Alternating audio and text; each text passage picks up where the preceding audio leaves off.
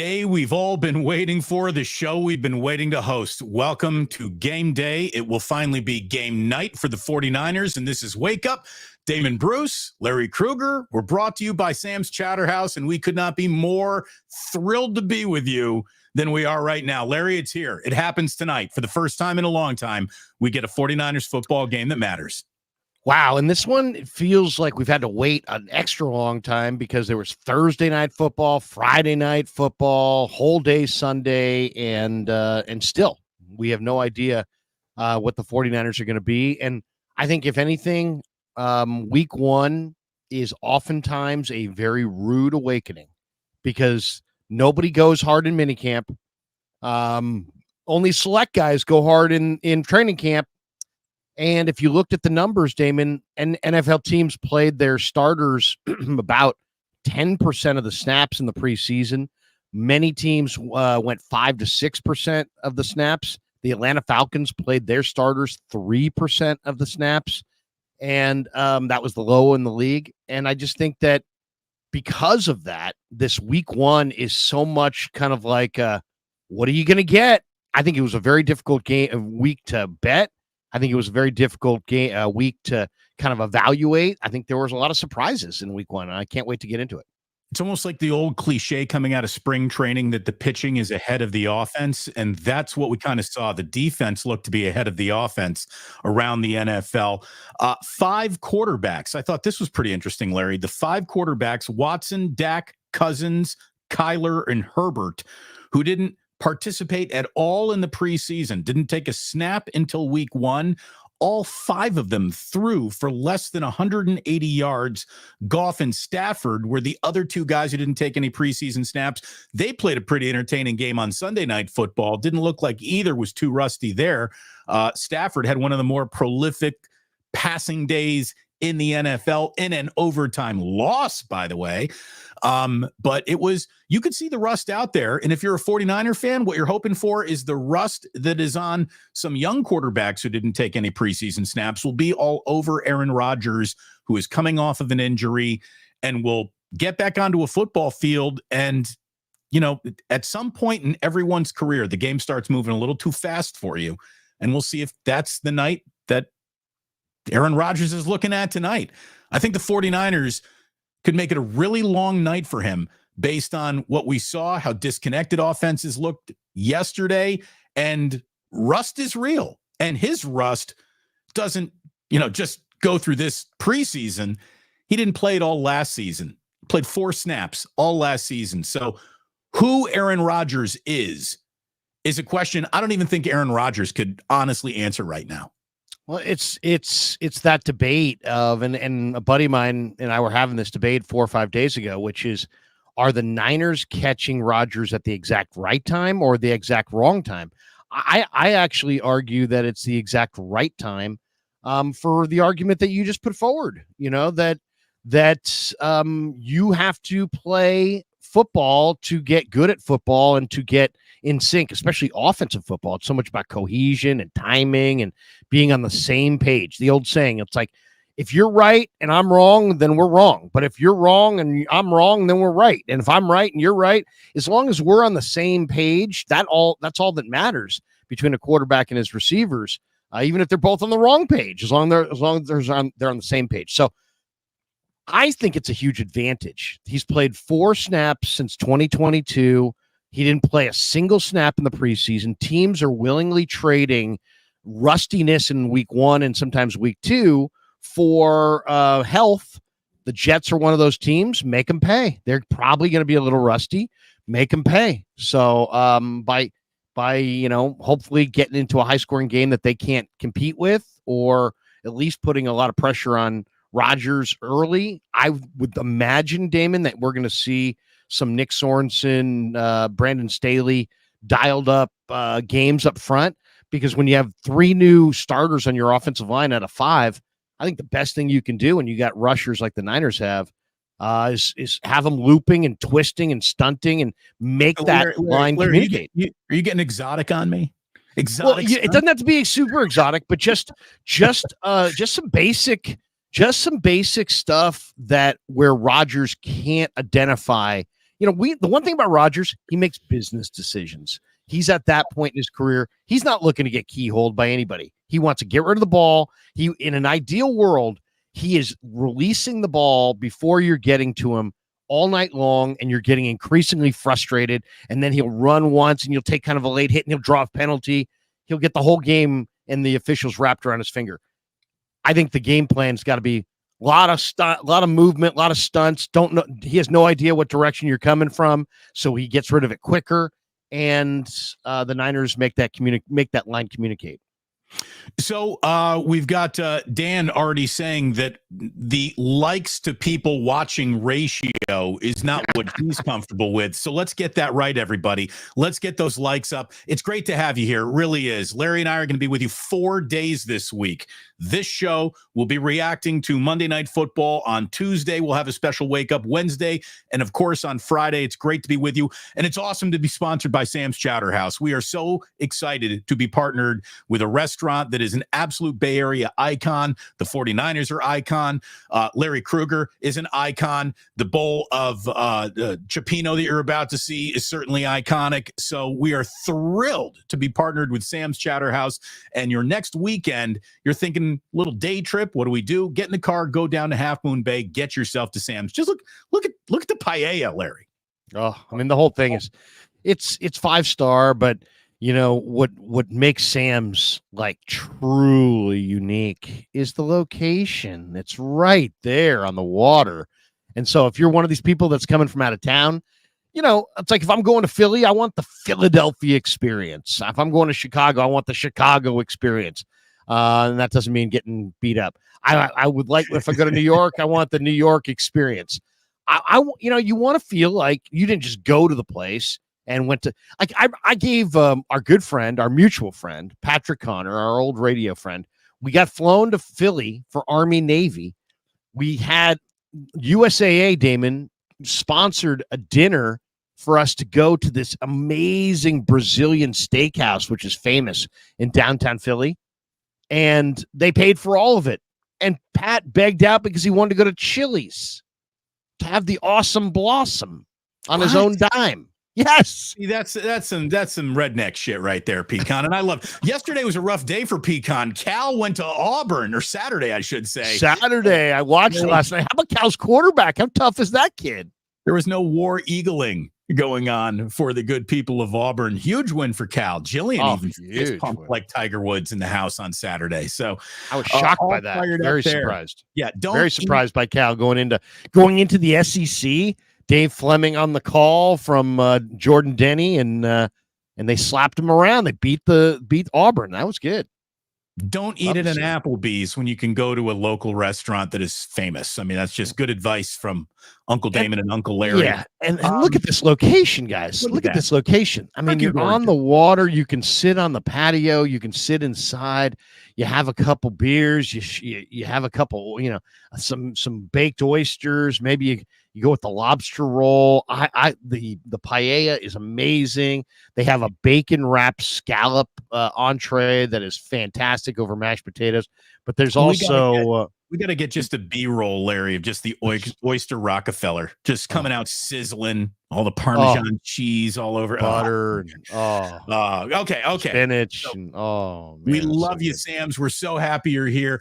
Get down to Sam's quickly. If you're coming to Levi Stadium this summer, get to this fall, I should say, get down to Sam's for sure.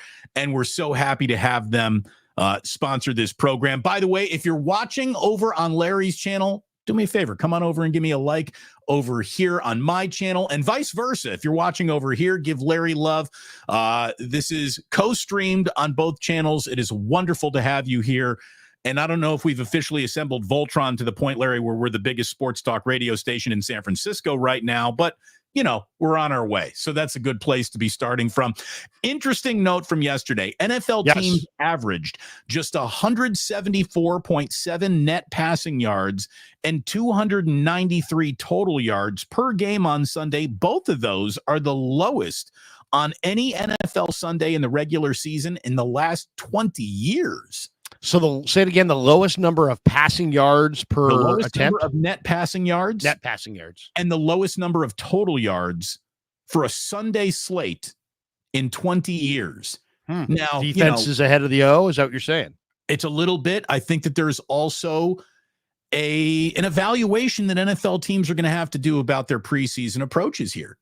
In the name of getting nobody hurt, I think has absolutely dwarfed these teams' abilities to come out firing on all cylinders. So it's always that balance beam that every single franchise is on. What do you need to do to prepare? What good is preparing if anybody gets hurt? And so every team is trying to thread that needle perfectly. And in a world where the preseason slate just changed recently, I think teams are still trying to figure it out. I mean, and they're not exactly X marks the spot level figuring it out franchise to franchise. You could see the ones that had their shit ready and together. You could see the ones yesterday that looked a step slow and a step behind and a step out of sync. And I very much hope, and Larry, you're our eyes and ears all training camp, that the 49ers are not going to be one of those teams, that they are going to come out. They're going to look crisp, regardless of Brandon Ayuk's hold in or Trent Williams' holdout. It is up to Kyle Shanahan to make sure that this team looks like it's ready for a midseason drive, first drive of the season. And those are very important and deadly drives for Shanahan. He loves the first drive of the game or of the half. And I think we're going to kind of get a feeling for the 49ers and what they're going to look like right away. It's going to be a really interesting, X's and O's schematic battle, right? Because Shanahan knows Saleh. Saleh knows Shanahan. Yeah, the Niners know the Jets really well, and the Jets know the Niners really well. And so it kind of makes you wonder, who has we were all kind of trying to guess along this week, who has the advantage? Is it Robert Saleh, who knows what Shanahan does, or is it Shanahan? We asked this question to Shanahan, Damon, and he said he doesn't feel like there's an advantage. Of course, that's the answer he's going to give, but he doesn't feel like there's an advantage or disadvantage either way, because he feels like both schemes, the Niners scheme and the Jets scheme, are both sound. In other words, it's not like they're predicated on some wrinkle and everything's kind of stems from there, that they're really sound across the board. So I'm eager to see it. I really am. I think, we talk either side of the football. I don't know what side you want to get into first, but and go ahead. Yeah, I'll let you tell me what side of the football you want to get into first. But I got a couple of thoughts on the matchup on both sides of the ball that, and I've God knows, I mean, I've looked at every single number, every single breakdown, doing the Niners nightly, 6 nights a week, doing the Saturday show. I mean, I'm seriously immersed in Niners in a way that I've almost never been. Is it a little like paralysis by overanalysis, Larry? Or it can be. Oh, numbers? Dude, yes. Yeah. Yes. It absolutely. You can over prepare. You can look at too much. You can watch so much that you can't see the forest through the trees. But let me throw a couple of numbers your way, Damon, that I think that Kev found that are I think are really, really. For those going, Rodgers, it's Rodgers. Okay, just remember this before you say, it's Rodgers. Aaron Rodgers, Damon, 3-13 in his last 16 games when he's an underdog of 4 points or more. Now, I believe the Niners are now 3.5, so this might not apply, but it applied yesterday because they were 4.5 yesterday. I love an interesting gambling tidbit, but as we're talking about what numbers are we going to place value in, other numbers, like to me, all of the past, this is what happened in a guy's career against a point spread, or this is how the team played in week 1 the year previously, or any of that. To me, it's a total illusion that is just out there to create interesting, but is there any real value to it? It's like when you're walking through a Vegas casino and they got a roulette wheel. And then they tell you, what number just hit on the placard next to the roulette wheel, like, black 44 just hit. So they'll light that up and you go up there thinking, oh, well, that's not going to hit black 44 again. I'm not going to play black 44. And even though that number is lit, it has absolutely no bearing. It could be black 44 again and again and again. Right. Again. And so, but you see something. It's kind of, what stat I think is the most meaningless indicator of what's about to happen. The meaningless stat, it's so funny because there's times, to me, the most meaningless stat if you say, well, what are the most meaningless stats you hear people actually state on either radio, television, media in any way? I think it's it's around either the NBA or the NFL draft when they tell you, here's the list of players that have been picked in your spot for the last 10 years. There's no relevance to that at all. I don't care if they're all freaking Hall of Famers. It means jack. I don't care if they're all guys that can't tie their shoes. It means nothing. Yeah. Absolutely nothing. All right, here we go. Stat number 2. Just real quick, there was a really good documentary. It was Jerry Rice, Wayne Gretzky, and Pele. Greatest hockey player of all time, greatest football player of all time, greatest soccer player of all time. And it was a documentary about their shared traits, what they did similarly, what separated them. It was really, really interesting. And one of the points brought up in the documentary is simply, we have so many stats right now. Are we measuring things because this measurement will give us important data back? Or are we just simply measuring things because now we have the ability to measure everything? And there's so much of it. It's like, I'd much rather listen to a show where the host took one bit of data that wasn't faulty, that was accurate data, threw it out, used it as a premise for an opinion, and then opened up the lines and let us share their opinions. It's when you get to, 150 different ones, and it's like my head's spinning. But anyway, here's a couple more that Kev dug up that are really good. Okay. Since the start of 2022, Aaron Rodgers, you think of Aaron Rodgers, some people think he's still the best quarterback in the game. He's had the same pass success rate and has the same number of interceptions as one other quarterback in the NFL, Desmond Ridder. So it's not like Rodgers has been hot lately. Since the start of 2022, Rodgers' EPA per play on the rankings, the guy in front of him is Ryan Tannehill. The guy behind him is Baker Mayfield. The point is that, yes, the old coach used to say to me, Damon, he'd be a Krug, man. People get old in this game. He's like, you got a name on the back of your jersey, and then one day all you got is that name on the back of your jersey. And then, the truer words have never been spoken. And I kind of feel like Rodgers is going to get to that point at some point. He's accurate. He's smart. If you give him time, he'll carve you. But he doesn't want to take hits. He doesn't move anymore.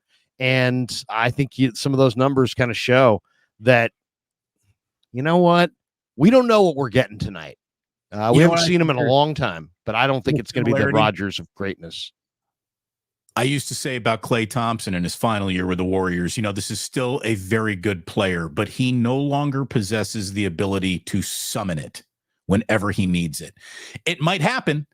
He absolutely could turn into Klay Thompson right before our eyes and hit 4 threes in a row on 4 straight trips. Like, that could happen. It is in the realm of possibility, but it is not a flip. It's not a switch on the wall that Klay can go over and now flip himself whenever he wants it. So Aaron Rodgers could still happen, or he could not. And that is, like you just said, there are moments where he turns into a pedestrian. He is just another quarterback walking amongst a group of quarterbacks. He is not out at the lead, leading them in every statistical category that matters. That guy's now Brock Purdy, by the way, or has been certainly through much of last year. And that's the exciting thing of this. We're watching a guy at the end of his career who is absolutely a Hall of Famer, great quarterback. And we're watching a guy very much at the beginning of his career still who could be those things someday himself. By the way, who had a really good weekend without anything done yet? Who's that? Brock Purdy, thanks to that Dak Prescott extension. Do you think that? Do you think a few of Brock Purdy's friends might have texted him that Dak number when it went public on Sunday? Hey, man, here's what you got to look forward to. Man, I mean, it's funny. I think Brock Purdy should never ever talk about his contract. Never. He shouldn't talk about his current contract. He shouldn't talk about his next contract. He should never talk about it. He should, because I think I've heard him talk a bunch of times.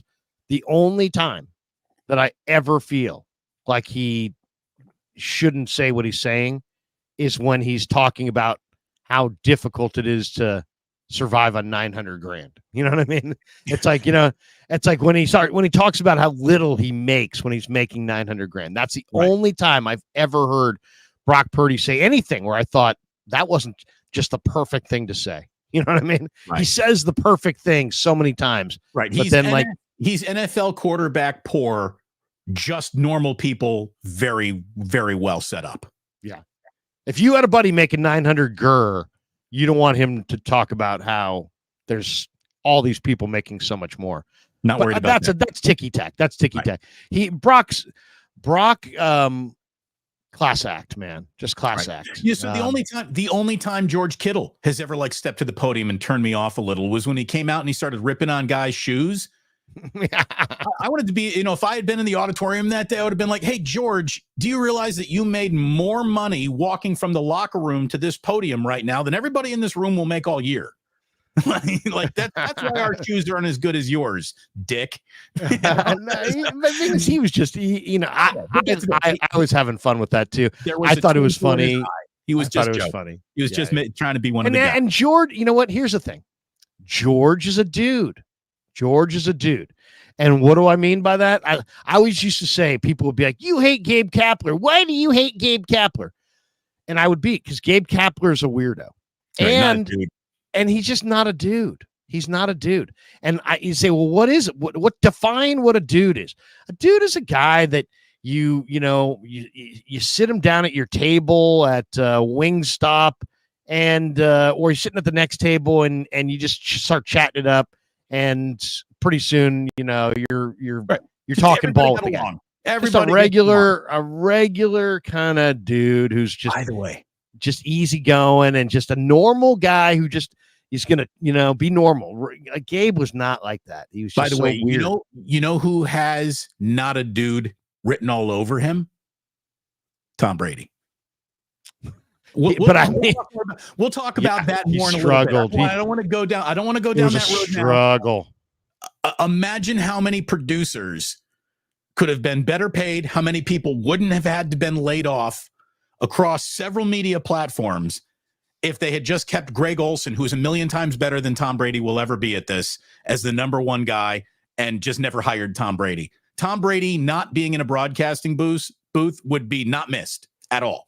Anyway, we'll get into that a little bit. You get into it. And also, I don't like to judge. I don't like to judge anybody off the first preseason game. One broadcast, which is basically what he's got. Right. One broadcast. I'm sure he'll get better, but holy shit, he was robotic and he was as insightful during a football game as Kelly Clarkson was during the opening Olympics.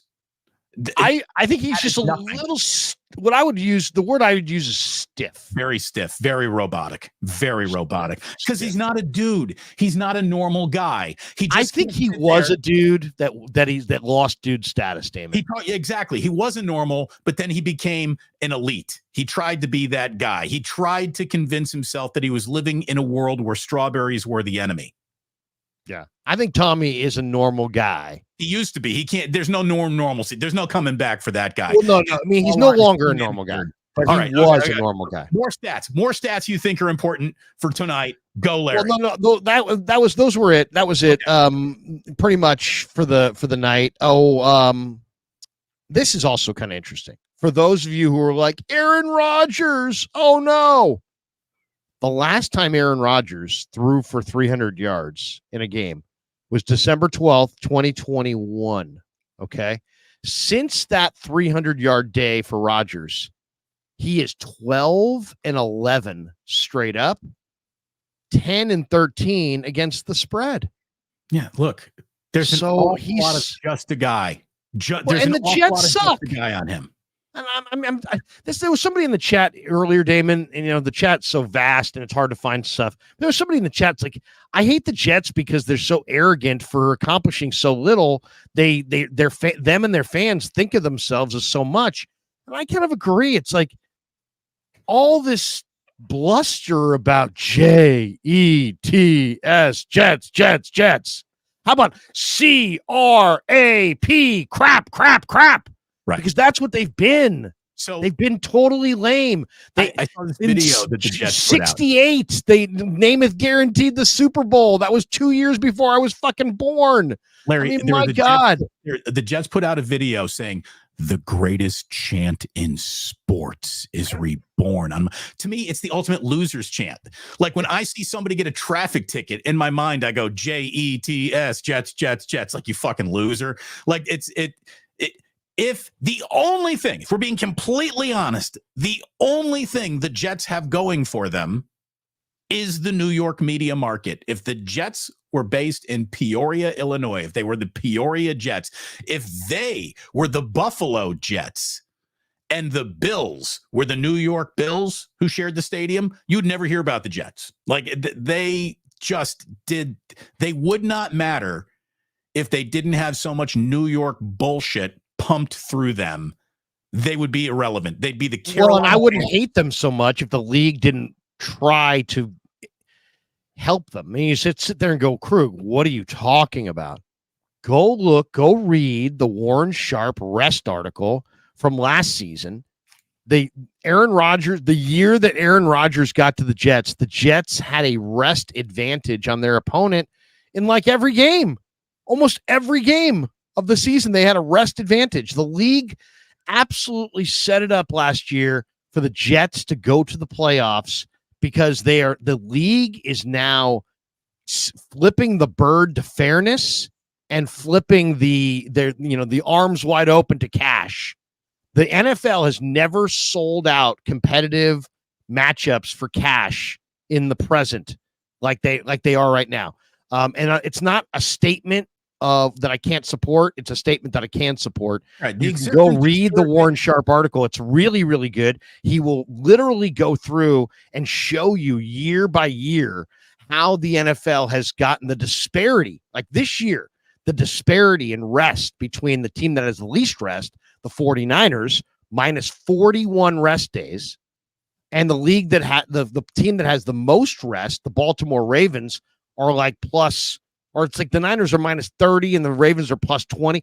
The Ravens have like almost 50 more rest days over a 4-month schedule than the 49ers. Two teams that could wind up together going at each other in Super Bowl Sunday. And I hope they do, because if they do, we will have the Niners as the least rested team in football going up against the most rested team in football. And it should highlight an inequity that the league is not just understanding of, but is really pushing. Right. This number has gone up. In the name of money and sexy matchups, equity of rest has been completely ignored. There's no doubt about that. And thank you very much for baking in the 49ers lost another Super Bowl excuse before we've even started the year, Larry. So I appreciate that. I'm sure everyone watching does too. It would be I'll say this. Think about it logically. Forget 49ers. If I just told you team A, team B, they play in the same league, they compete for the same trophy, but over a 4-month period in a sport as physical as football, one team's going to have a month. We're only talking about a 4-month season, and one team has over a month more rest than another team over the course of a 4-month season. And you're going to tell me that that's fair and equitable? You know, that is not fair or equitable. No, it's not. Like and subscribe across both channels, fair and equitable. We appreciate that. Thank you very much for your super chats, for watching. It is great to have you back for another football season. I'm guessing that there are people in the room that have watched, everything you do, Larry, everything I do. And I'm guessing there are other people in the room right now who have not watched anything since the Super Bowl, and they're very excited that football season is back. I know we've been sitting here talking about what Aaron Rodgers isn't. I want to bring up Robbie439 real quick here, because Robbie says, Larry, you're acting like Zach Wilson or Mike White is still QB1. Even if Aaron Rodgers takes a couple steps back, he's still an enormous improvement over what they had last year. And you know what, Robbie? You're right. There is a world where Aaron Rodgers comes out spinning that fucking thing all over the field and kicks the 49ers' ass tonight. I have trouble seeing it, but that world exists. It absolutely does. You want to get beat by a future Hall of Fame quarterback? Start thinking about what he might not be tonight. So that, I agree. Aaron Rodgers could come out looking like Aaron Rodgers, but I would think the odds are against that happening. And the 49ers are also the right team to make it. The 49ers have always been a little rough on Aaron Rodgers, no matter what his pedigree, no matter what. He owned them, and now he owned, he owned them Right. for years, and now they own him. They've owned him the last few years. But I mean, here's the thing on this. It's not just the quarterback. The Jets they have Breece Hall, and they're going to run the ball. And here's the other thing.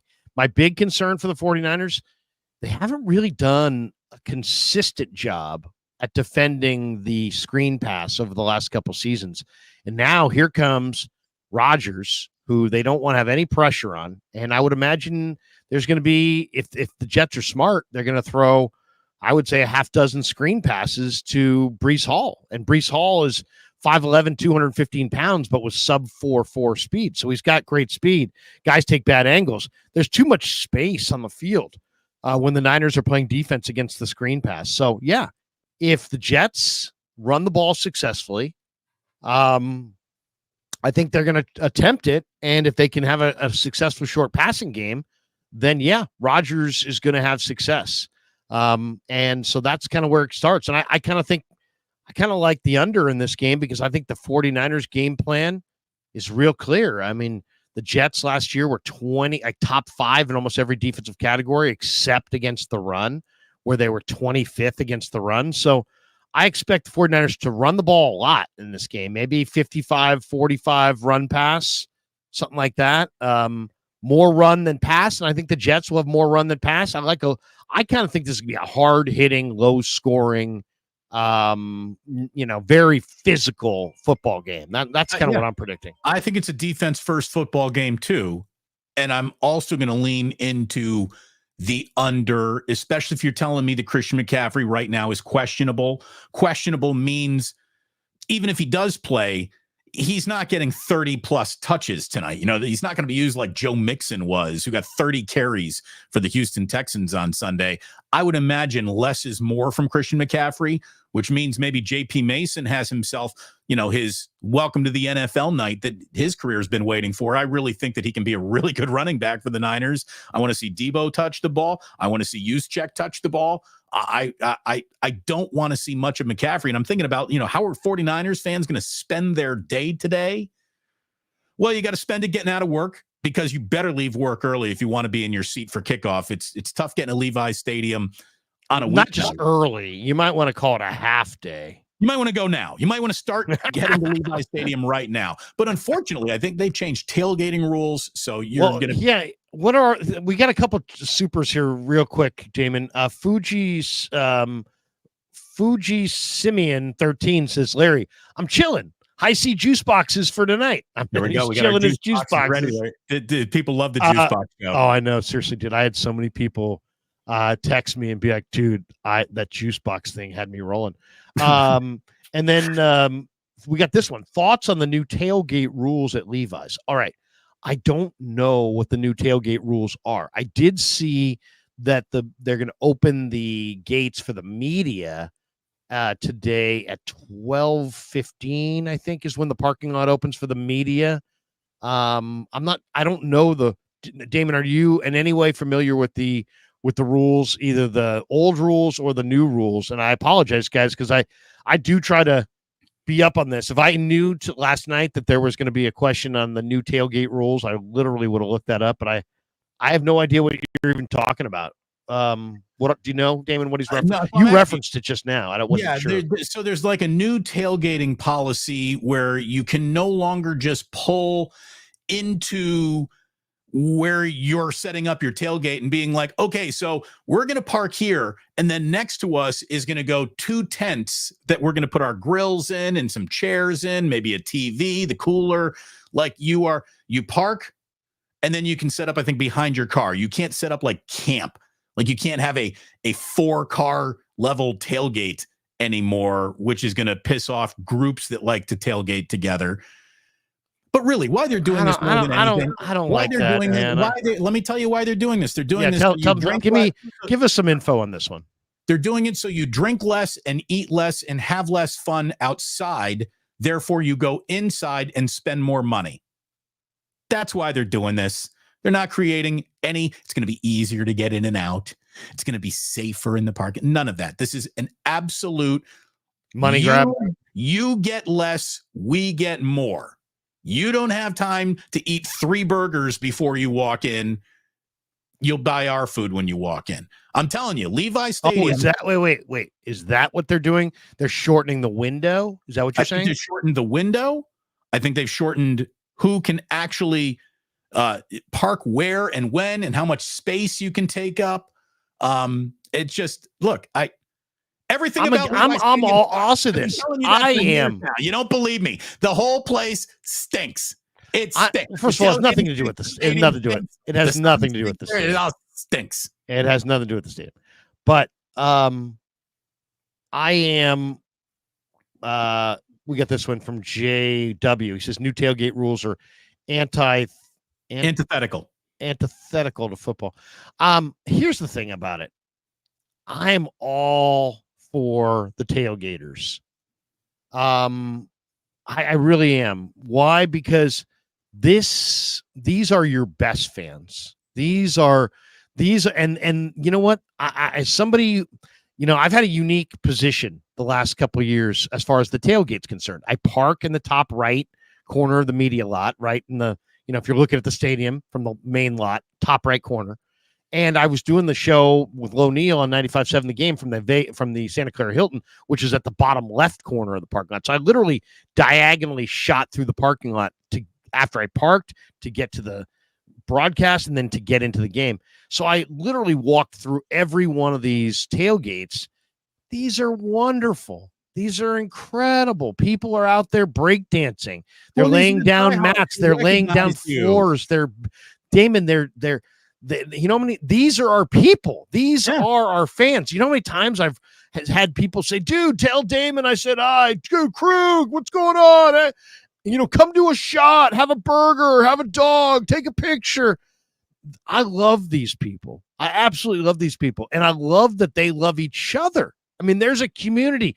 I would say that the Niners are kidding themselves that they don't understand the motivations of their fans. I would say, these games are all on TV. You can watch all these games on TV. These people are going and spending time and money because this is when they see their uncle. This is when they see their nephew. This is when they, you know what I mean? This is the best part of the NFL. Now the Eagle fans with their flipping birds and swearing and all that crap, that gets a little much. But you know what?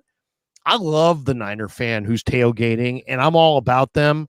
I'd give them more time in the parking lot and, less rules and, celebrate that as much as possible because to me, right now, the Niners are good.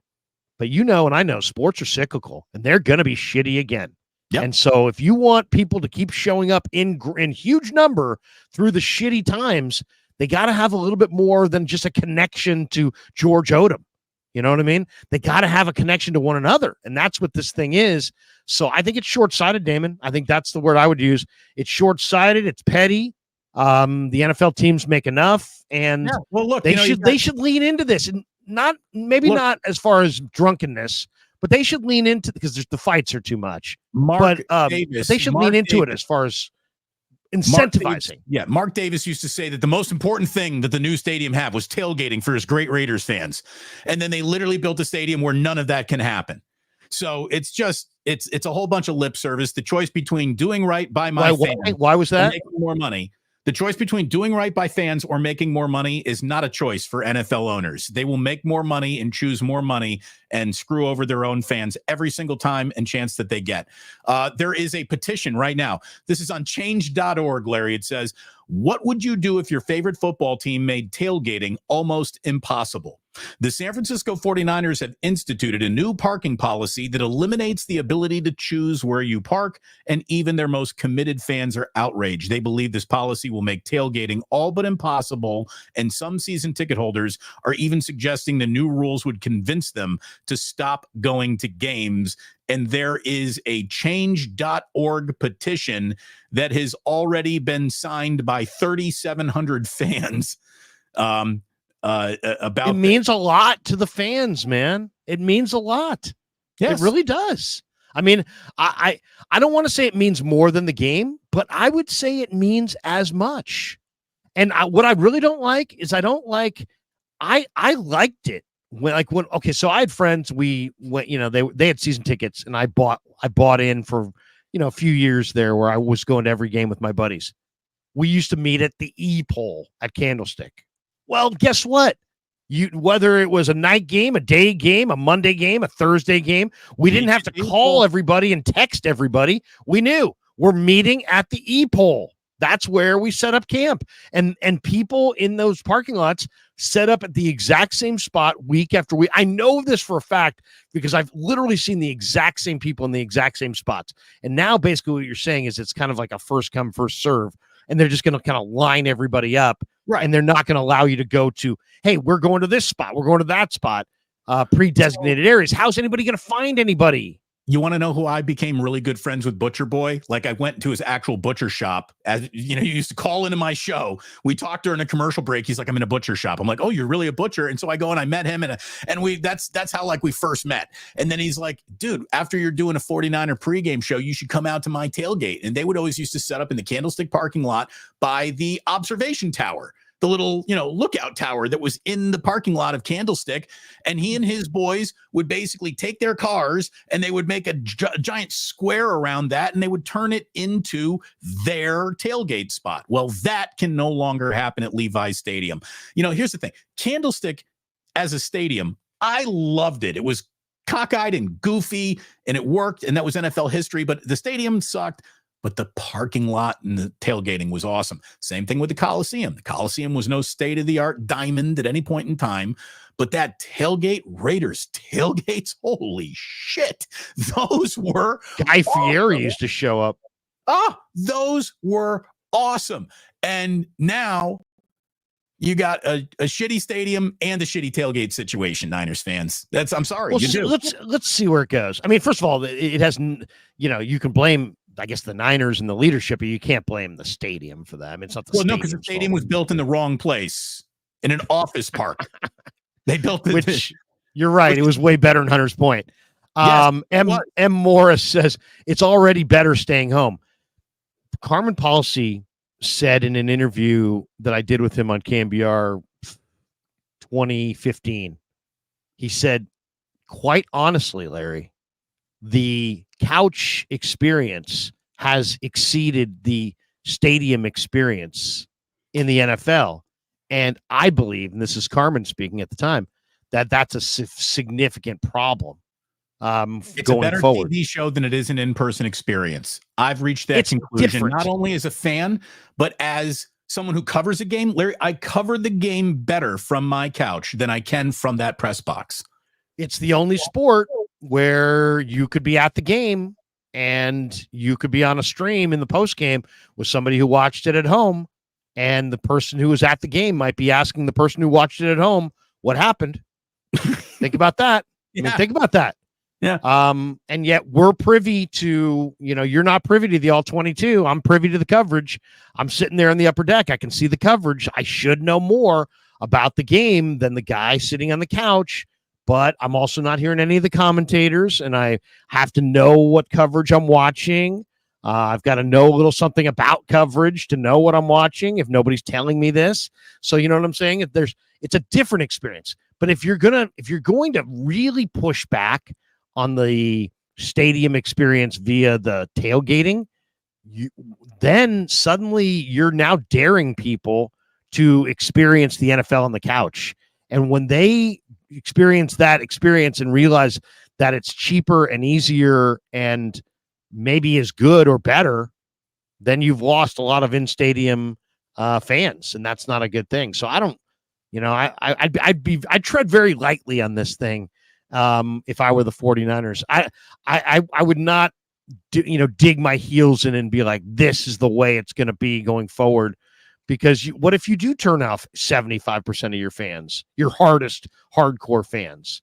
I guess the only other option, if you were going to the game and you love tailgating, is stay out of the main lot. Because I guess there's all these secondary lots, right, Damon, all over the place. Like you mentioned the Niners, it's a big business park.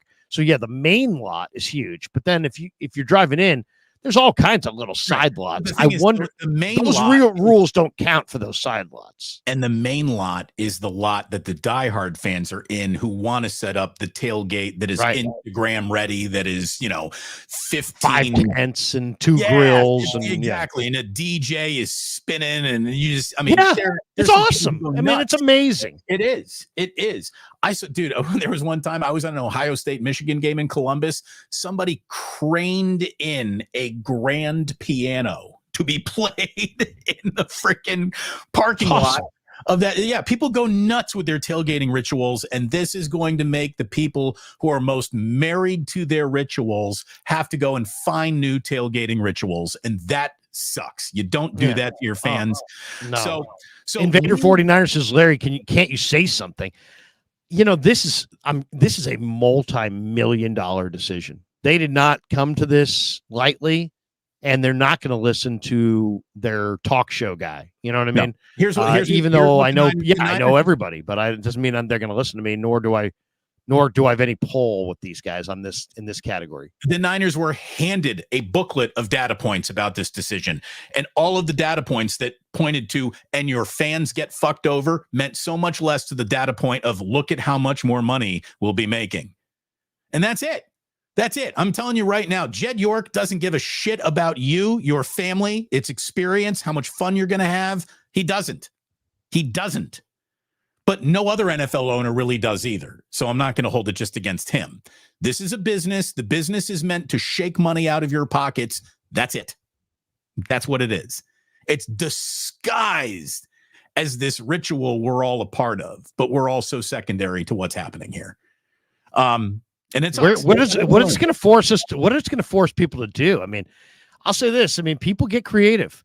When we were kids, I was one of 4 kids, right? So, and my dad made decent money, but we, times were tight. The 70s, there was a recession, and when we'd go to the movies, Damon, we would go to like a Walgreens or a Safeway or someplace like the Woolworth, and get like a little candy there and put it in our pocket and carry it in, because my dad was like, hey, we're not going to spend $4 for Skittles when we can pay 75 cents or whatever over here. And, so that was kind of what we did at the, so now what, and then, and it would always felt like we were breaking the rules. Like, oh, we're bringing candy into the movie, we're going to get in trouble. But you're almost daring people to do that kind of behavior when you make 2 beers and 2 dogs $75. Yeah. Look, stadiums were supposed to be large enough to where normal blue collar folks weren't just priced out. You got a lousy seat in the upper deck, but now those lousy seats in the upper deck are all $400 too. So it's right. It is. Tickets are not cheap. No, it is an absolute 1%er experience. You have to be on the very good side of wealthy or well off to attend multiple football games in any year. That's it. So can I tell you the story, Damon? A couple years ago, my kids are a little older now, but a couple years ago, somebody gave me like four or five tickets to a game. Like it was like one of those holiday games the Niners played, or right around. It was like a holiday weekend. It wasn't actually a holiday. So I came home. I'm like, hey, I actually have 4 or 5 tickets to the Niner game. Do the kids want to go? So my kids all like, yeah, Dad, we want to go. You can't sit with us, right, Dad? You got to sit in the press box. I'm like, yeah. But you guys can go together. So my son went. He brought his girlfriend. My daughter went. My little guys went. Everybody had a good time. So I located them because I knew where they were sitting with binoculars. And I'm looking at them, just seeing where they're sitting, making sure they're okay. And I look over in like the 4th quarter, and this woman is like completely hugging my Christopher, my youngest kid, who must have been like 7 at the time or 8. Right. And she's hugging him. I'm like, what is going on? So I get on my cell phone and I call Kev. And I'm like, Kev, who is that woman And why is she hugging Christopher? He's like, Dad, this woman's she's wasted, and she's been hugging him for like a whole quarter and a half. She won't stop hugging him. She says he's the cutest thing ever, and this and that. And I'm like thinking to myself, you know what? They're having fun and he's safe and it's no big deal. But it's random. You know what I mean? You're sitting. So I personally love the stadium experience, but I wouldn't want it every Sunday. You know what I mean? I'd love to go experience it, but if you get like, and the bigger the game, would I rather be sitting at the 50 or watching it up close with replays? And I'd much rather have the home experience for a big game than like you and I sat next to each other in Super Bowl 47. And we had a great view on our end of the field, but like on the game winner for Crabtree, we had to look like far down to like our right. It wasn't a great view.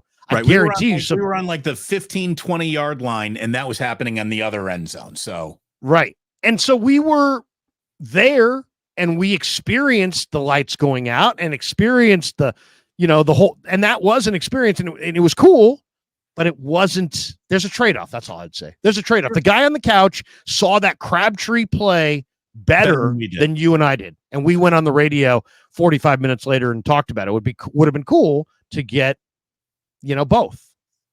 I remember we're doing that post-game show. I get a text from Lee Hammer saying, you guys want to back off a little bit? I texted him back. I'm like, they just lost the fucking Super Bowl, Lee. I'll never forget that day, by the way, Damon, because we had to get some interviews in the locker room. So I go down there with my recorder and, dude, who wants to talk after losing the Super Bowl, right? I mean, literally everybody who looks at you, who normally would interview with you, is like looks down and walks away because they don't want it, the Super Bowl. So I'm sitting there and I'm realizing this is gonna be really tough to get an interview, and I think I even said that. I think I said, "Fuck, man, it's gonna be really tough to get an interview in here." And Alex Boone heard me. He's like, "Krug, you need an interview?" I said, "Yeah, man, I really do." And he's like, "Come over here." And he ducks into like some broom closet, and he did like a 6-7 minute interview with me. He's like, and then I said, man, that was awesome. So we got back, we played it. You and I played it. You and I got great response from the post game show. Oh, what a great post game show. This and that. And guys like that, I remember seeing Boone the next year. I was like, dude, I appreciate you. I needed something there. They sent us there for a whole week, right? They put us up in a hotel. They wanted, we were only doing really some pre and some post and some game. They wanted some good guests, and they wanted that 5-hour-long show on Saturday afternoon too, and we were just like dying. We've been out so hard. It was great though. It was a really good show. Anyway, look, it's so good to have everyone here. Complaining about tailgating or not. It is great that football season is back. Yesterday at 10 a.m. is like the happiest I have felt as a sports fan. Just all those games kicking off, that first witching hour. I even tweeted, I'm like, the next 20 minutes promise to be our best 20 minutes of the day. This is the best. All these games coming down to the wire. I love it. And now the grand finale of week 1 is 49ers and Jets. And let me ask you, Larry, Christian McCaffrey, he's questionable for this game. What time do you think we officially learn that he is playing in this game? Because I think he's playing in this game. He told us, Damon, at his locker in no uncertain terms on Friday that he was going to go. He said it with such conviction that I would say you can throw out that questionable 50-50 thing and he's going to go. The question is, should he go? And I would say he should not go. Last year was about let Christian do what Christian wants. This year, fuck that. This year's should be about let's do what we want. And screw Christian and his individual stuff. I mean, I don't give a shit about the Pro Bowl or his contract. It could be the or his yards or his stats. Yeah, who cares? I don't give a crap about his stats. I want to win. And I'm tired of them. I'm tired of them having this awesome, it's like I drew the comparison last night on a stream I did with Kev. If you had 2 cars and one car was in the driveway and it was an awesome car, but man, it's got radiator problems and it's been overheating and you're not sure about 4 or 5 different things, but you're going cross country and you're planning on taking that car. and you have another car that's right there, and it's ready to roll. It's in great shape, and it has like 2,000 miles on it. It's all tuned up, but you don't like it as much as the other car, so you're not going to use that car, and you're going cross country. You know what? It's just not wise. JP Mason is fresh. He's in rhythm. He looked great. You either believe in this kid or you don't. If McCaffrey really does have any degree of a Achilles issue, as they're stating it's a calf/Achilles, then use precaution. Sit him out. It's the Jets. It's week 1. You can't beat the Jets with Jordan Mason. I could make an argument that Jordan Mason would enter this game with more rhythm than McCaffrey based on his usage this summer. So I would rather them go with Jordan Mason tonight and pickle jar McCaffrey. The Super Bowl is not till February. It's the first week of September. You kept Patrick Taylor. Asked Patrick Taylor to pick it up. Debo Samuel. Yes. We've seen you run with the ball to great degrees of success. You pick up the slack. Yes. I keep on returning to Andrew Brandt. The player plays. And McCaffrey's a player. So, yeah, he I think he's going to play. I hope he doesn't get more than 15 touches in this game. I hope it's not necessary. I hope they have the luxury of using him less and not fall into the temptation of losing him more should the game get tight or be in question fourth quarter. If there's one thing we know is that Kyle Shanahan is a really smart guy who can scheme up just about anything. He also completely had a Christian McCaffrey dependency that he could not shake like a heroin addict. He needs some Christian McCaffrey methadone to get off the McCaffrey teat. And I think it's going to make this a better team when it matters the most. And the 49ers need to be in being the best when it matters the most mode all year long. Because not who cares? You go undefeated in the regular season. You don't win the Super Bowl. It's like nothing happened. So, you get to the finish line with a chance to win it. If the Niners are going to win the Super Bowl, they're going to have to beat a Kansas City, a Baltimore, a Houston, most likely. They're going to have to beat a really good football team. You're going to have Christian McCaffrey at close to 100%. And since this sport is ridiculously physical and it's September the 9th and the Super Bowl's February the 9th, how about let's show some precaution and let's not act like Christian's got the final say. Christian's not the coach. Shanahan, you're the coach. You make the decisions. You dictate to him. He doesn't dictate to you. So I get it. I understand why they kind of kowtowed to him. All right, fine. He had his monster year. He made a run at the MVP. He got his big bag. Terrific. Now let's have it be about the team. And Mason and Grendo and Patrick Taylor and Debo and just use all your guys. That's all I would say. And if Christian's got any kind of an Achilles situation, if it really is an Achilles situation, caution. Right. Lots and lots of caution, right? Right. We went through that with Kevin Durant. Let's not go through that with Christian McCaffrey. We went through that with Klay Thompson. Let's not do that with Christian McCaffrey. He is so important to this team. And, somebody in the chat just said something like, hey, Brock Purdy's more important. Look, all quarterbacks are more important than anybody on a football team. That's kind of how it works. But Christian McCaffrey, I would argue, is as important to making an offense go on this team than any running back has been on any team they played on in the NFL. Like Christian McCaffrey is to 49ers running game as like Barry Sanders was to the Detroit Lions running game there. I'm not saying that, Brock Purdy's Sam Mitchell over here, but this is a very important player who unlocks the entire depth of Kyle Shanahan's offensive imagination. He's so important. So yeah, you proceed with caution, but if he feels he is a likable guy. By the way, Jose Julian says he doesn't sound like a likable guy. No, he's a super likable guy.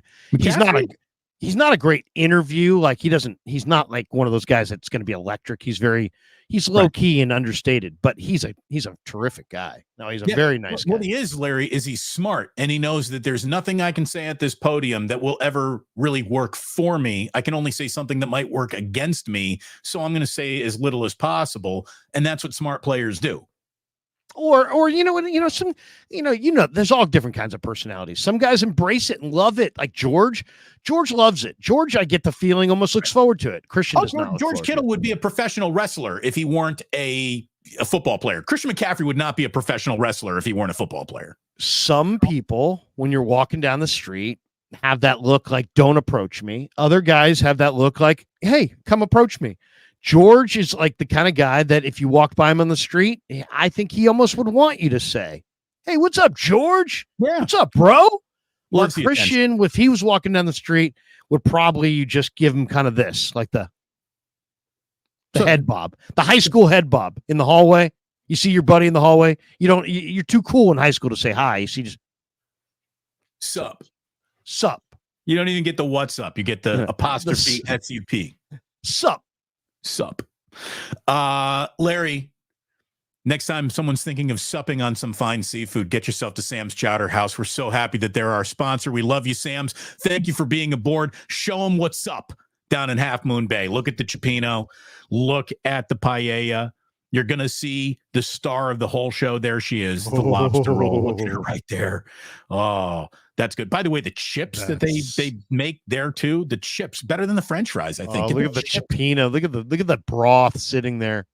Just waiting for you, baby. I would say the smell of the cioppino as they're cooking it is just the smell of Sam's is easily the greatest smell in the history of restaurants. That's a great smell. And then this outside patio here in front, you're looking at the Pacific Coast, and you could sit there and have oysters Rockefeller, or maybe you can go raw bar oysters on the half shell, and you just sit there and you just throw down some oysters and have a couple beers and look at the water. And look at our man, Sean. Look at this time of year, man. This time of year is amazing. There you go. Just play the Sam's video on a loop. Nobody wants to see your mugs. I hear you. They look so much better than what if we did this for an hour and a half? I mean, we would probably at some point need a second Sam's video to put up, but in the meantime, we'll get one. But this is really nice. So happy to be involved in Sam's, and we're going to tell you when to come on down and meet Larry and I there. We'll spend a little afternoon, bring the family, bring the kids. So we will have some. We'll meet up on the beach. Yes, absolutely. Some fun at Sam's coming up this fall. Can't wait to do that. We love that they're a part of this. They've been sponsoring Niner broadcasts throughout their history that you and I share with them, and we're thrilled to have them along with us. Take care of us by hitting like, subscribe, and make sure you get to Sam's Chowder House as soon as you can. You'll be happy that you did. Larry, the single biggest thing that happened in week one around the football universe as it affects the 49ers, their playoff chances, opponents, seeding, something I think significant has already happened. How significant? We'll know more when the swelling goes down and they really tell us. Jordan Love's MCL sprain. If that doesn't remind everybody how close you are to, being a team that's a real contender to being you're out of it now. Jordan Love's MCL sprain, surgery won't be needed as it being reported right now, but it's a multiple week injury for sure. He got hurt with 6 seconds left on like the last play of the game against the Eagles in Brazil. You never want your guy hurt and then have to fly all the way back home. One of the longest flights any NFL team has ever had, over 10 hours, like just not good. And what's even worse for the Packers is right now their quarterback room is Malik Willis and Sean Clifford. So the Green Bay Packers. And they're lucky because they just acquired Willis. It had been Sean Clifford and the rookie Michael Pratt from Tulane.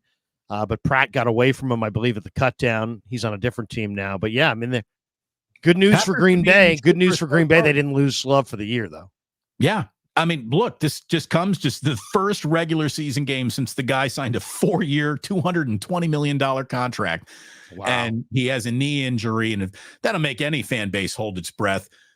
I mean, can you tell me if they have to play 4 games without Jordan Love that they're going 2-2 with their whole season? Their whole season's hanging in the balance there right now? I mean, it looked like, well, first of all, some people were saying Jalen Carter was dirty on the play. I don't know about that. It didn't look that dirty to me. But then we did see some pop in that knee. I mean, you could see some movement there beneath the knee pad in that knee. It looked bad. It looked like I thought he broke his leg, Larry. I thought that was going to be it. I thought it was a dislocated kneecap, maybe, because the way that kneecap kind of moved like quickly. But I mean, it's quarterback play in the NFL, man. I mean, this is the other thing, Damon. I mean, we never really talk about this.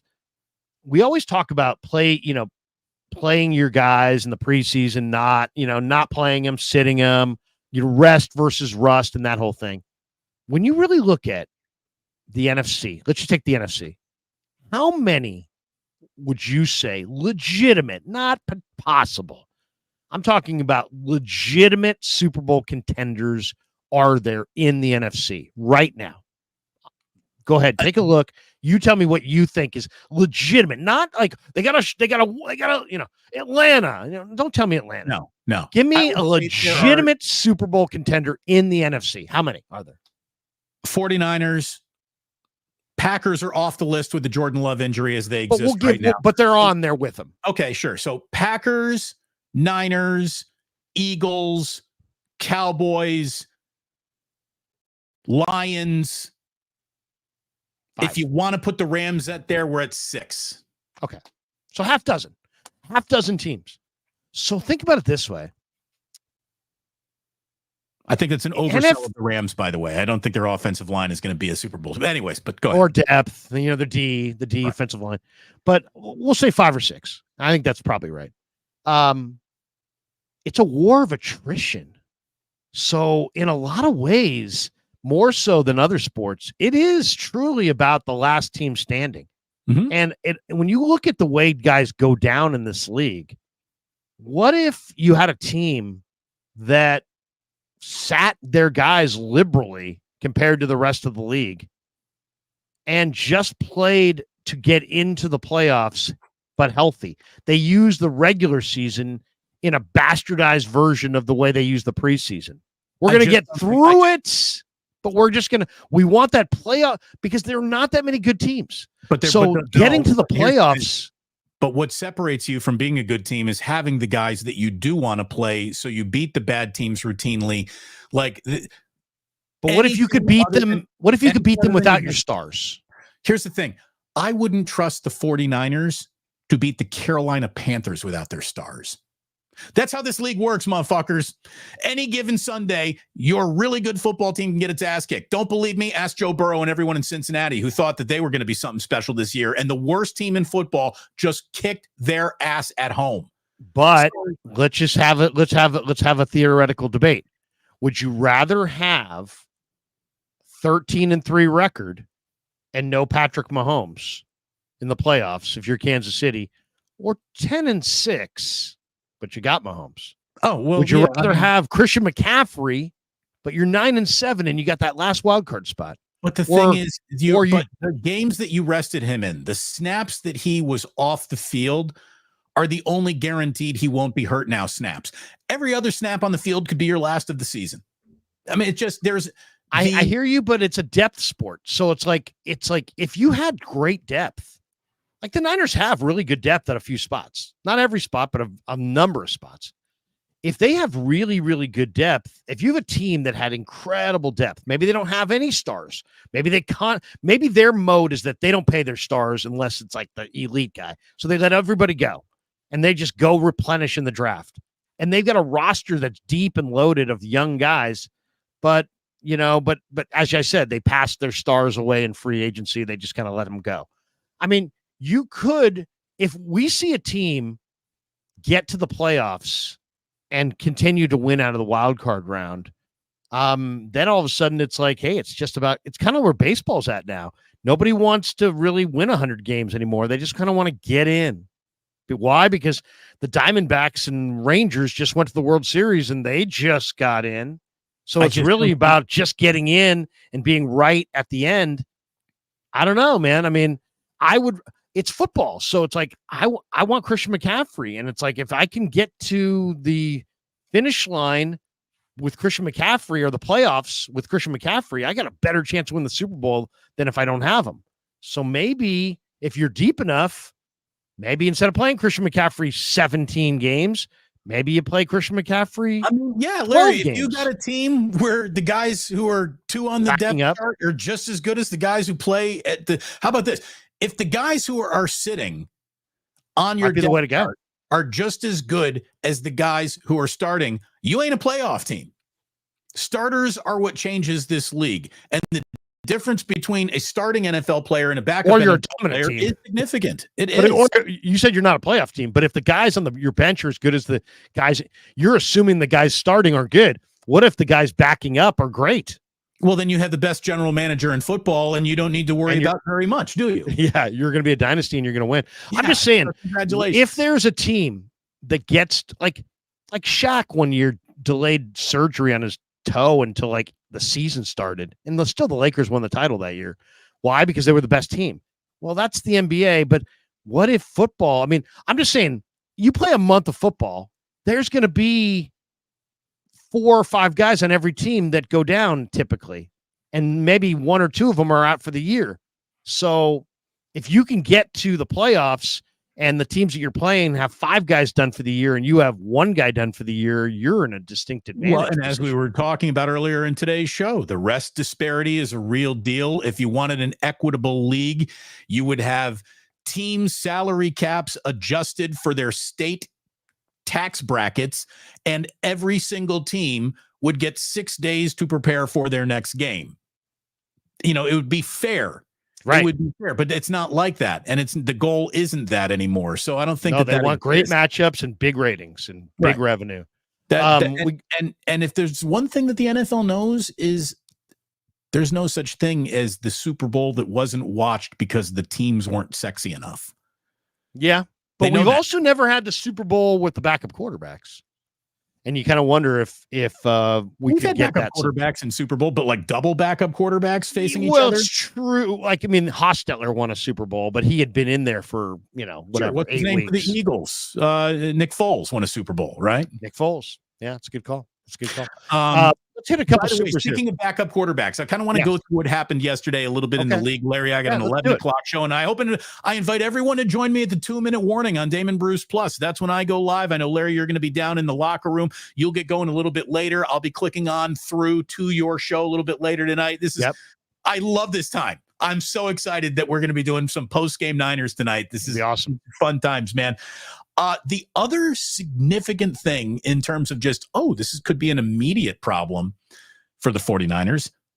Dude, Sam Darnold looked great with the Vikings yesterday. Now you could say that's a lot of the New York Giants not looking good either, but Sam Darnold looked really good. And the game in Minnesota gets a lot harder next week for the 49ers if that Sam Darnold is waiting to greet the Niners inside that stadium. He looked fantastic. Sam Darnold looked great. Absolutely great. He was 19 of 24 for 208, 2 touchdowns and the 1 pick. And I think he started like 10 for 10, something like that. He's got the best receiver going right now in Jefferson, right? And he's got Addison. It made me laugh because there were so many people that were convinced that Darnold was awful. And I thought that Trey outplayed Darnold last year in camp. I really did. The Niners didn't see it that way. They went with Darnold. Now, look at Trey. Trey's the 3rd string guy. Darnold's the starter in Minnesota. I was excited to see him play that way, Damon. One, because I really think it sends a message that if you're one of these young, talented guys who somehow flame out somewhere else, San Francisco is a great place to go to just kind of get a little bit more on your side of the equation, right? Get a little bit more talent on your side of the equation. Get a little bit better play caller on your side of the equation. There's no doubt in my mind that Sam Darnold turns the ball over way, way too much. He did it at SC, he did before he came to the Niners, and he probably always will. But and look, the difference he between turned it over less, I thought, being around the Niners. I thought Shanahan had a positive effect on Darnold. I liked what I saw from Darnold in his one start late in the year, even though they didn't win. But here's the thing. But he's not the worst. No, and where Sam Darnold is not a starting quarterback in this league is a level of consistency. We saw it 1 week against the Giants. It could look totally different against the 49ers, but very good start for Sam Darnold and the Vikings. And since that's the next opponent next week, just want to put that on the table. By the way, did you see Danny Dimes' interception at the line of scrimmage that he was throwing a screen pass and he got a pick? Oh, God. I watched the entirety of Giants Hard Knocks this summer, and I really got to kind of like them, Joe Shane and the GM and Brian Daboll. But when they decided this offseason to go another year with Danny Dimes, it's like when you make one mistake, but then you make like 5 other mistakes trying to justify your one mistake. That's when you're truly fucked up. And that's the New York Giants right now. They made one mistake. They paid, 2. They drafted Daniel Jones on size, speed, that whole thing, because he's huge and fast. So that was the first mistake. And now they keep trying to justify that. And then, he just needs weapons. It's like, no, he does not take care of the football at all. He has no feel for the game at all. He's not the guy. He's not the guy. Now, they wanted Neighbors. They got Neighbors, but they passed on going, of trying to get a quarterback. And, dude, they don't have a quarterback. And in this league, if you don't have a quarterback, you wind up sucking, missing the playoffs, and winding up in the top 5, and the head coach and the GM get fired. So I love Neighbors, and he looked good. He's on my fantasy team. But look, the New right York time Giants are going to be horrendous this year. The right time to get out of the bad investment is today, not tomorrow. The right time is to get out of it today. The only good thing about how Trey Lance showed up on the 49ers is how he left. When the 49ers realized he ain't the one, they traded him. They just got out of it. They didn't look good. Well, no, it wasn't that. I think that once he got too expensive, once it was like, we got to pay Trey $9 million because he was the 3rd pick in the draft. It was like, investment. No Once way. it was a bad investment, they walked away, and they knew that there was no X marks the spot. The same way the Giants really know that Danny Dimes is not going to be their quarterback. They paid him to be their quarterback. They should have absolutely rebooted, restarted, moved on, but they didn't, and that's why they're going nowhere fast. And they should go with Tyrod Taylor right now. They should go with Tyrod Taylor. They really should. Daniel Jones is broken. He turns it over a ton. Their offense is horrible. Horrible. I mean, that is one of the worst offenses I've seen. But I will say this as far as back to Darnold for 1 second. Have you noticed this? Every quarterback in the draft is going to be awesome. Jaden Daniels going to be awesome. Caleb Williams, he's going to be awesome. All these guys are going to be awesome. Tanner Mordecai, Larry. No, I'm just saying all these quarterbacks are going to be awesome. And then I looked up the Hall of Fame quarterbacks. For every Dan Marino, there's a Dan Fouts, a Warren Moon, a Sonny Jurgensen, a Troy Aikman, a Kurt Warner, a Roger Staubach, a Ken Stabler, a Peyton Manning, a Terry Bradshaw. What I'm saying is guys that didn't start well in year 1, 2, or 3. Sam Darnold is like 25 or 26. He's not old. So, I think Zach Wilson's going to have I thought he looked good in the preseason for Denver this year. We stamped these guys like official because Mahomes came into the league and had 50 touchdowns in his first year. And suddenly it's like, if you're not immediately great, you suck. And it's like, no. It's most of the Hall of Fame quarterbacks didn't get it going until like 26, 27, 28. But the amount of Trey Lance people, is like 23. I the mean, amount I'm of not people really covering willing to sports, say these Larry, guys the are all amount of people busts. covering sports, the amount of people who say I'm a content creator who have no idea what it is to be a professional athlete, the arc of growth, of development, or anything. You know, everyone wants to be the first with the right answer about any player that's been drafted. This guy, the other. This guy's awesome instantly. This guy's bad. You have people who don't know what they're talking about trying to lead the conversation in sports these days. I mean, like Geno Smith was a bust, but now he's had a whole resurgence in Seattle. I think you can't call him a bust. Or I'll give you an example. So, and it goes the other way too, Damon. And I think it's really interesting when you're good early, and then all of a sudden it's like you're good from forever. Who's the highest paid quarterback in football? Deshaun fucking Watson. He stinks. Did you see Cleveland? I watched Cleveland against Dallas yesterday. Terrible. Dude, Cleveland's offense was horrible. Horrible. Did you see the video that Barstool cranked out? It was Big Cat asking a very good question. He says, at what point do we have to admit that Deshaun Watson might be a better guy than he is a quarterback? That's funny. Yeah, that's tough. And by the way, speaking of all that, just to make that the most Cleveland thing possible and to build off what we were just talking about, Johnny Bust himself, Baker Mayfield, is an NFL quarterback now in Tampa. He's got a decent team. He's got a hell of a couple of receivers around him.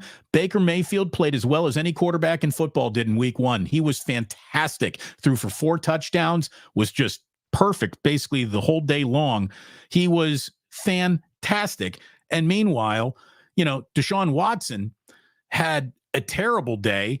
Dak Prescott, the day that he signed the largest contract in the history of football, which, by the way, means the Dallas Cowboys aren't going to be winning the Super Bowl anytime in the next 6 years because Dak ain't that guy. But, boy, the Cowboys were good around him. They won all 3 phases. Dude, remember this name. Him. One of the greatest names you're going to hear, too. DeMarvion Overshown, the rookie linebacker from the University of Texas, drafted by the Cowboys. Did you see what DeMarvion Overshown put up yesterday? 11 tackles and a sack in his NFL debut. And by the way, Mike Evans is going to the Hall of Fame, man. Mike Evans is just, he is just amazing. He's just timeless. The other one, I lost both my survivor pools on the fucking Bengals. Yeah. What in the hell? The Bengals lost at home to the Jared Mayo Patriots. I was very, very surprised by that. And I know Chicago's defense looks good, but Caleb looked terrible. Man, he was terrible. Yeah. 14 of 29 for 93 yards. Chicago won that game, but they scored 17 points off turnovers. Yeah, otherwise, Caleb was bad. The best bear yesterday was linebacker TJ Edwards, who had 15 tackles in that game. He was all over the place. He was amazing in that game. Yeah. The other, as far as the other takeaway on week 1 is, man, Bryce Young looks bad. I mean, Bryce Young is, I don't get it. They compared this kid to Aaron Rodgers. I was always skeptical, and I was skeptical mostly because I'm really skeptical of quarterbacks from LSU and Alabama and Georgia because they're these teams everywhere. It's so good. Their teams are so great that these shitbirds can look great. So who was that horrendous Georgia quarterback? He still looked great a couple years ago. And Tua looked no, the backup guy, I forget his. What did you say? What was the name you said? Stetson Bennett. Yes. No, yeah, well, he is another guy. I mean, they won a national championship with Stetson Bennett. Tua, people were talking about Tua. Oh, Tua's amazing. No, Tua's not amazing. By the way, Tua had a really good day yesterday. Yeah, but he's not amazing. But I mean, you know what I'm saying? Alabama, LSU, Georgia. It's like Bryce Young looked great at Alabama, but he's 5'10". He's 205 pounds. He's not the fastest guy you've ever seen. Like Anthony Richardson's faster than him, and he's 6'5", 240. He's not the fastest guy. He doesn't have the biggest arm. He's diminutive. I mean, you think Russell Wilson's small. Russell Wilson's 5'11", 230 pounds. This guy is 5'10", 205 pounds. I mean, it's a totally different deal. I mean, they took him over CJ Stroud, so they're already losers, but I mean, New Orleans just put one on them. I mean, that Derek was Carr just pretty damn good. I mean, and Derek Derek Carr Carr looked gets good. no love from any fan base these days. Steelers threw a field goal party behind Justin Fields, who was not good, but was good enough for the Steelers to win the most Kirk Cousins game of all time. The only thing that could have made it more Kirk Cousins-y had that loss come in prime time, because that was the old Kirk can't win in prime time thing too. But he started well. He looked good. Broadcast talking about what a veteran, steady leadership he's going to bring to the foul. And then he throws picks, and it's Kirk Cousins, and look out. Yeah, I mean, Pittsburgh can only win games that they keep teams down because they can't score 30. I mean, they got 6 Chris Boswell field goals. But yeah, Penix is going to play in Atlanta before long, and Cousins made so much cash in his career, but his cash is great, but his career, he just doesn't win big games. No. I thought Atlanta's defense looked pretty good in this game. I thought their defensive line, looked pretty good. Kirk Cousins is in the, is a first ballot Hall of decent quarterback, Hall of Fame. Kirk Cousins is a decent quarterback. You can win games with Kirk Cousins. You can win. You can reach the playoffs with Kirk Cousins, but you're not going anywhere once you get to that point. Yeah, he's not winning big games. He's just not. And all these people are like, well, should the Niners get rid of Brock Purdy and sign Kirk Cousins? It's like, what? That's the most moronic thing I've ever heard. That should not happen. Tyreek Hill getting arrested and being thrown on the ground. That was really bad look. Really bad look. I mean, I don't know what was said there, but I mean, my God, I mean, what are you doing? What possibly could have gone on there that a guy who's the star of the team winds up face down on the cement? I don't know, man. That was bad. Some dude out of a Lamborghini to do him like that. Like, that's just weird. And I'll tell you, Tyreek Hill, the most profound thing that he said in his post-game, press conference, when he was talking about what happened, and he was trying to measure his words carefully, because I think he's got a possible lawsuit, and let's see what the body cam footage and investigation that the Miami-Dade County Police Department's going to open up, and internal investigation, whatever. But he basically said, it's a good thing I'm Tyreek Hill, because if I had not been Tyreek Hill, this could have gone much differently, and he's right about that. Yeah. He's right about that. And we don't know. He might have, for all we know, he may have, he may have escalated. He might have escalated the situation. The whole thing. Look, it's good that none of the cops that actually touched him got pregnant, because that happens around Tyreek an awful lot. Anyone he touches usually gets pregnant. So I hope that didn't happen. But it was awful. And then to see his celebration do the handcuffs thing, I'm just like, I know. Man. You knew that was coming. As far as, if I said to you the most impressive team of week 1, who I was impressed by J.K. Dobbins, 135 yards on the ground. Harbaugh's Chargers.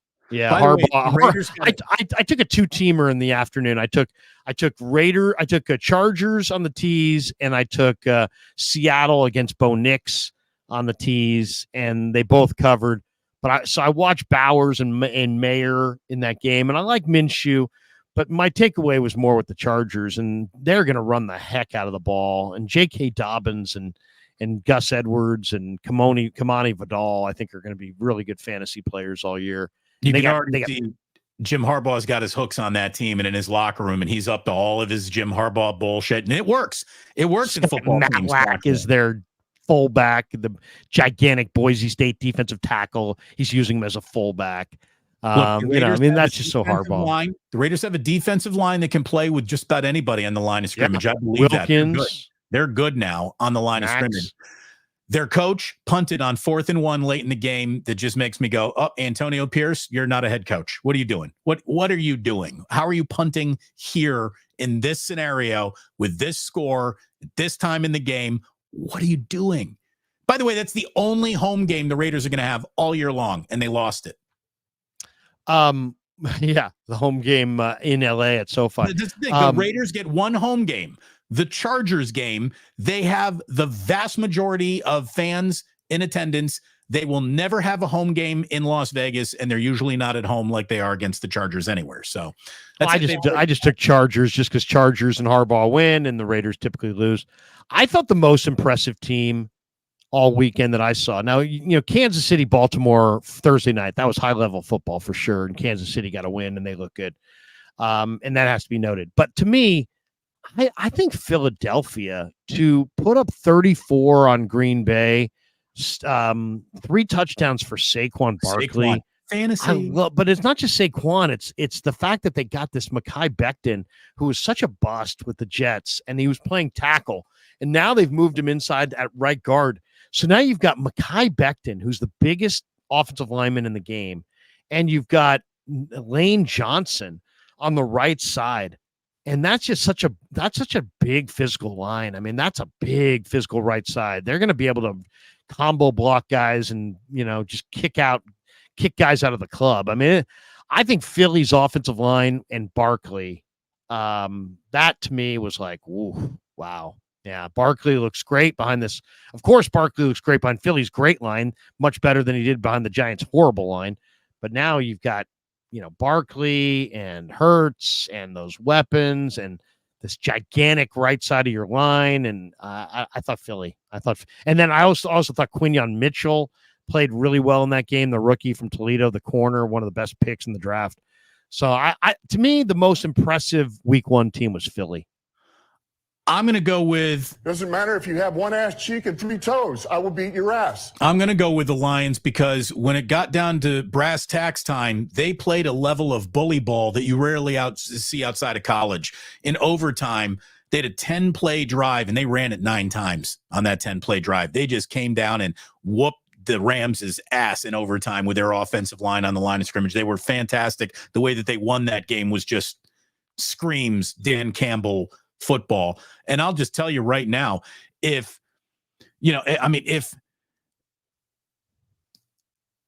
Jameson Williams is that for, the Lions with any consistency, and Gibbs plays better, and Amon-Ra, St. Brown, who did nothing last night, they have a game. Dude, the Lions are loaded. The Lions look like they're not only loaded, but they got that right mindset too. Rams are pretty damn good, but the Rams got their asses kicked in overtime on that last drive. And the Rams, they already got injury concerns all over that offensive line. Yeah, the Rams are thin. Game early with a knee injury. It was a rough start for LA, all things considered. Yeah, the Rams on both sides of the line of scrimmage. No Aaron Donald on the defensive line. Their offensive line, they redid it, but you had guys out of place and you had guys out. I thought it was some bad ticky-tack calls against Terrion Arnold by the officials. That won't happen every week. He's going to be a really good young player. Yeah, Detroit looks good, especially if with Montgomery and Gibbs. And, as you said, now they got the home run hitter and Jameson Williams. I mean, they have the best collection of weapons. I mean, they got the home run hitter, they got the chain mover, they've got the awesome receiving tight end, double-headed back with the power back of Montgomery and the speed of Jameer. Yeah, the best line going, really young. The only thing is Goff. It's like Goff kind of, if you hurry him up, he's not accurate, and that's really it. Couple last ones. Ricky Williams says, what's the score prediction tonight, fellas?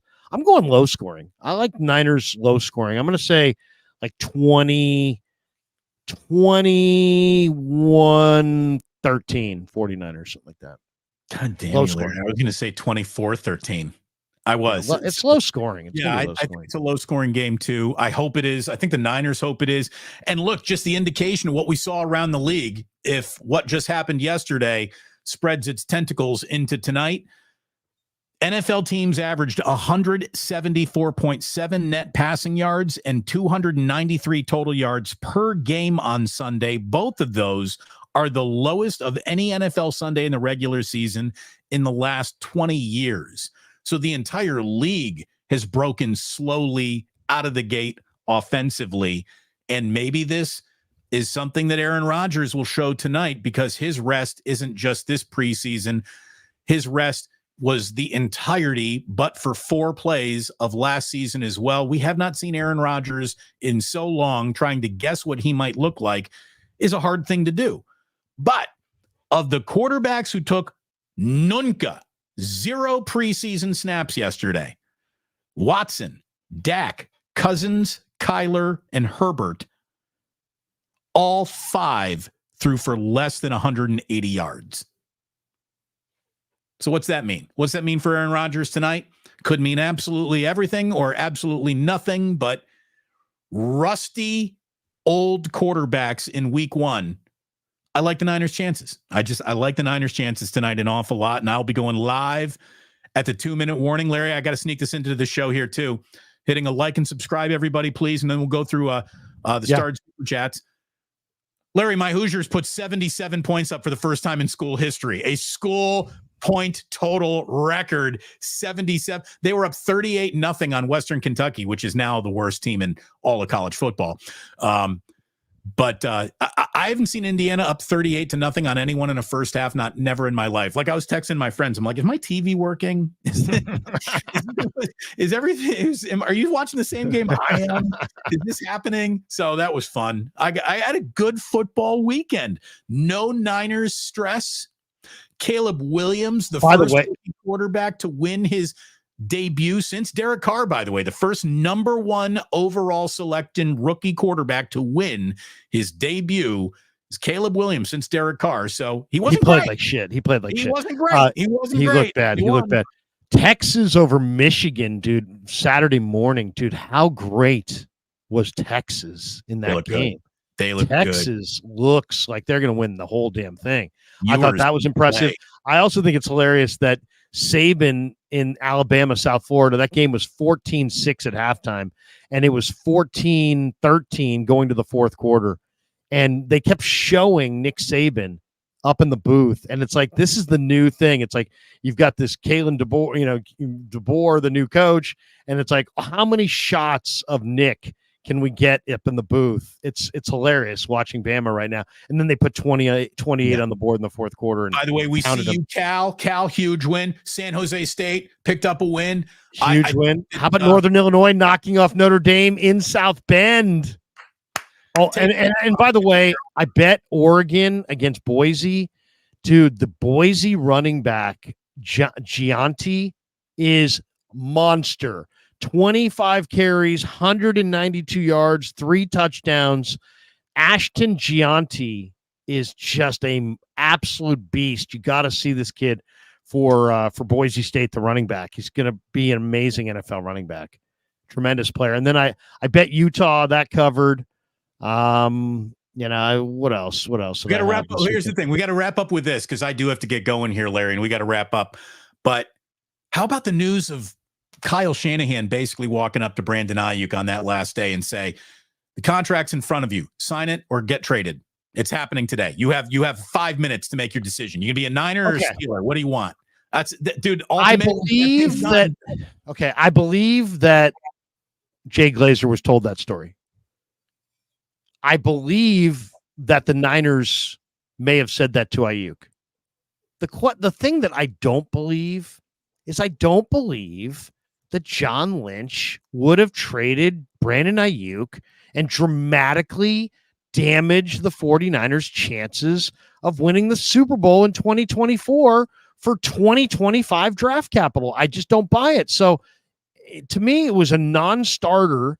But the other thing that's interesting about this, Damon, the talk was it was the Steelers for a second and a third, and that it blew up because they took that third, offered it to Denver for Cortland Sutton, and Denver said no. And if Denver had said yes, they would have done that deal. But what never ever gets brought up is, what if they had offered Denver the 2 and kept the 3 instead of offering them the 3 and kept the 2? What if they did it the opposite way? Would Denver have given them Cortland Sutton if they offered the 2? My whole thing is, I know it sounds good in hindsight to say we gave him an ultimatum. It was, hey, you're going to be traded, or, but I still, at the end of the day, you're telling me that John Lynch was on the verge of making a trade that would have been hugely unpopular, would have brought lots of heat on him and Kyle, and would have hurt the Niners' odds of winning the Super Bowl this year. I don't buy it. Well, I believe Glazer got the story. I just don't believe the Niners were actually going to do that. I think it's something that sounds good to say, and it may have popped the pimple, but it didn't. I don't buy that for a second that they were handing him to Pittsburgh for draft picks. As you said, though, it might have been personal. everyone was so exasperated. When you're exasperated, you make rash, irrational decisions, and maybe irrational was about to follow this decision had the 49ers really reached that. But I just thought that was interesting, and there's a little something to talk about while you're tailgating today next to a total stranger because the Niners ruined tailgating. So sorry about that. Let's hit these last supers and then we'll jet. Yes. Last supers and then we'll jet. We got this one. Matt Keller. How do you feel about Sauce Gardner matched up with BA? Sauce will play on the left side. He typically will not travel. He said he wanted to travel. The Jets historically don't travel their corners. They play sides. I asked Shanahan, is there an advantage as a play caller? He said only if that second corner is really a liability, and DJ Reed is far from that. So this can be a tough battle on the perimeter tonight for sure. A couple more here. Fuji Simeon 13 says thoughts on all rookie quarterback debuts. Bryce Young was terrible. Bo Nix looked pretty good against Seattle. I thought not impressive, but he won. So Caleb, Jaden Daniels, I thought was pretty impressive, but they lost. Okay, yeah. I thought he looked better in defeat. We got this one, Greg Argisi. Guys, you're talking about the 80s Niner teams. RJZ. By the way, he's not a rookie quarterback, but the Colts quarterback. How about the Anthony Richardson 70 yards in the air? 70 yards in the air on a dime. Moving and avoiding defenders. I mean, that was amazing. It was one of the best throws you'll see all year. Dusty Gold. Larry will take Ralph's Miata to the game tonight. You know, I park my Miata. I like to put a little tarp over it, make sure that the people I don't want barbecue sauce on any of my leather seats of my Miata. So I like to bring a tarp, a little bit of a tarp. It's a 49er tarp, and I nail it down. So I just don't want the Miata to get any kind of liquid on the seats. They say if liquid gets on the seats, it doesn't come off, and I don't want to get it on my jeans. Probably shouldn't use the 49ers tarp because it's biased, and I'm a media member, and I'd like my media parking, please. I certainly want to be up front, and I don't want to show that I'm too pulling for the Niners, but everybody go Niners. We got this one from Dusty Gold. Oh, well, we got that one. We got this one from 49ers. I'd like to see Terrace Marshall get some playing time. He's on the practice squad, but I'm telling you, that kid's coming. He's not up tonight. He's not up tonight, but he is coming. And when you see him, you're going to love him because he looks great in practice. All right, that's going to do it for us. Thanks to Sam's Chowder House. Once again, one more view of Sam's unbelievable spot before we depart, because we could show this on a loop and nobody would be mad. The beautiful Sam's Chowder House in Half Moon Bay, and Damon and I encourage you guys to go down. When you get blue skies like that in Half Moon Bay, it's undefeated. It's just gorgeous down there. And that lobster roll, look at how much meat is on that lobster roll.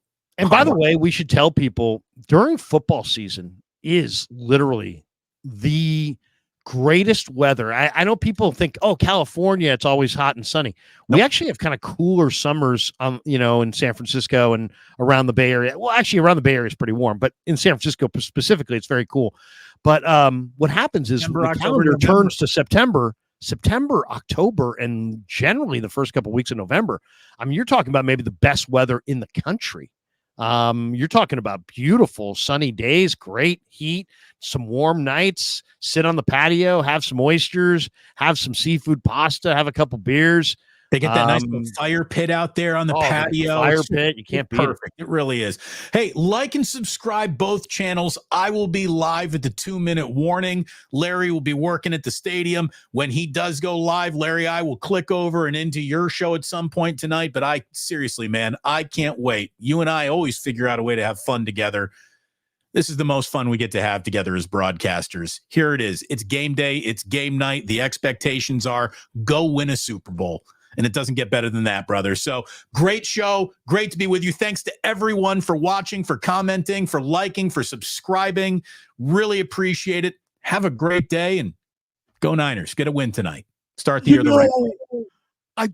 I told Coach, we lost to the Dolphins. All right. But you know what? I'm going to get a good night's sleep. I'm gonna go down and I'm gonna go to Sam's Chowder House. I'm gonna pile down some oysters and I'm gonna watch my 40 fucking Niners who fired my ass, rightfully so. But I'm a football guy out here in Jacksonville.